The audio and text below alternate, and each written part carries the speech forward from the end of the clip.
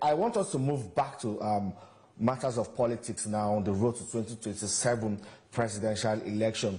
We know that there are indications that there might be some strong alliances, mergers, or coalitions of political interests ahead of the election. But some people are saying that any attempts to upset the apple cart of power rotation will fall flat on its face, because there is already an arrangement which also your friend Nasir El-Rufai championed at that time, ahead of the 2023 general election, that power must shift to the south. But we are beginning to see some agitations, especially from the north, that power should return now to the north, which will upset the apple cart of power rotation.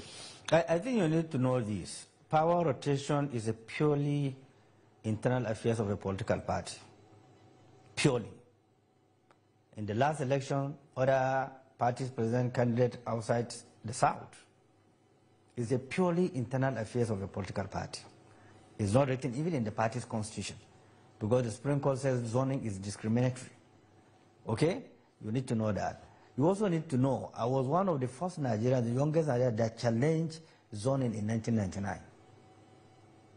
When it was zoned to the south, I say it's still danger for the country, to divide the country more than uniting the country. I went to court.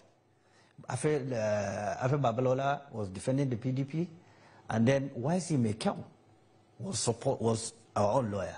And the court says that zoning is discriminatory. Now, that doesn't mean that the parties cannot sit down and have understanding in the overall interest of the country based on our peculiarities.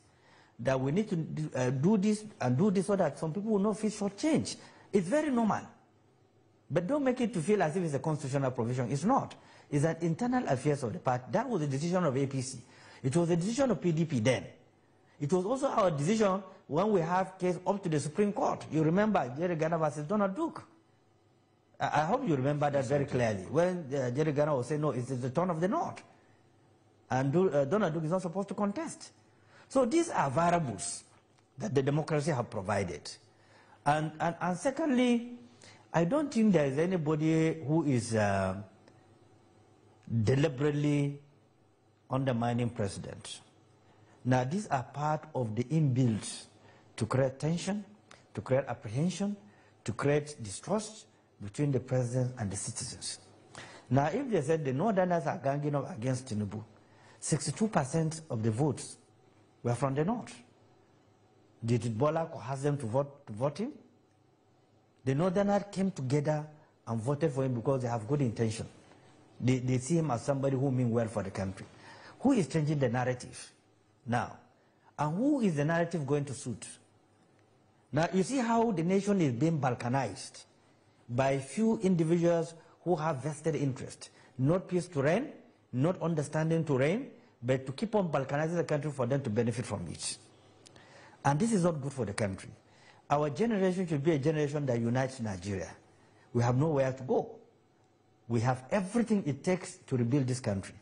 And what I expected President Bola Ahmed Tinubu to do is to build a new wall of collections of Nigerians, irrespective of tribe or religion, so that he can leave a legacy that he has built a new order that people and citizens can key in and ensure that we have unity of purpose, progress, prosperity of the country. There is no justification for him to do a copycat of President Muhammadu Buhari administration by dominating his cabinet with Northerners. Does that help him to succeed? The answer is no. Does it help Buhari to fail? The answer is yes. So if it's a copycat, now he's copying what Buhari did or the wrong of Buhari, now he's dominating his cabinet with Southerners. What guarantee does he have that will help him to succeed? So you think the cabinet is dominated with Southerners? Some people have done. I think I saw a tweet from Sunday Diary, the president's spokesman, giving the data of how balanced the president's appointments have been, and that all claims or insinuations that is dominated by Southerners are not true. You need to go back to the statistics.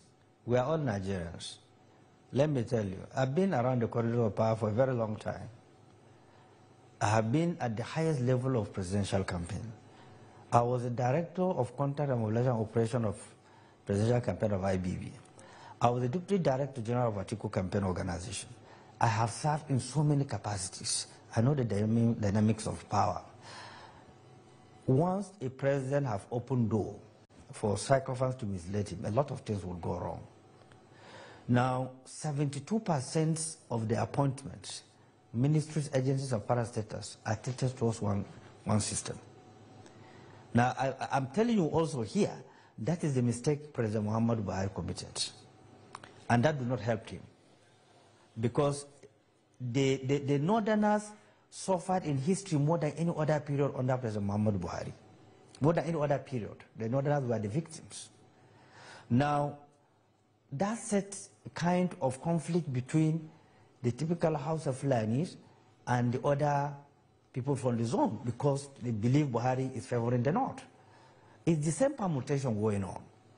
The Southwest and others are now on the radar, focused, that President Bola is favoring them more than others. That will not help the country to move on. I expect the president to balance every action that he's going to take. He shouldn't think that someone who is close to him will not undermine him. Yes. Those who will undermine you will never know. You will be eating and drinking with them.